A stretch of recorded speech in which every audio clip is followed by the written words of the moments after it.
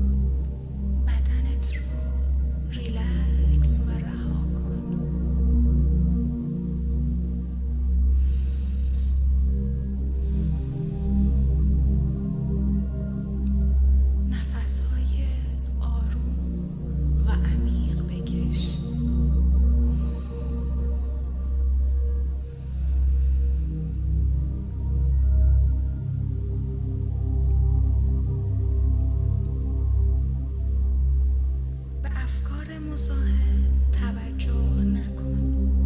لازم نیست افکار تو سرکوب کنی. سعی کن فقط ناظر باشی.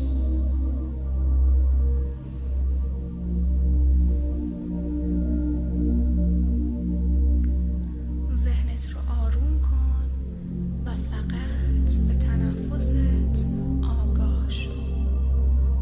با هر نفسی که میکشی پرانا و انرژی کیهانی قدرتمندی رو جذب می‌کنی و با هر بازدم تمام انرژی‌های منفی از بدن تو خارج میشن.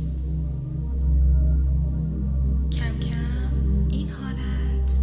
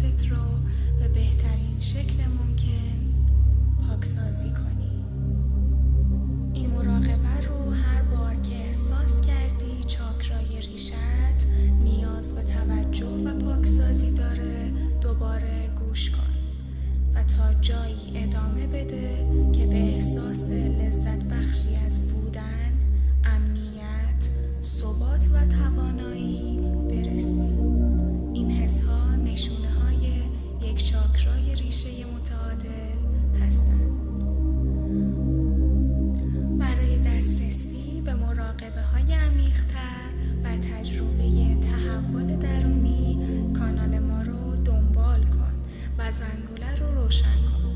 اگه کسی رو میشناسی که این مراقبه میتونه براش مفید باشه، حتما باهاش به اشتراک بذار تا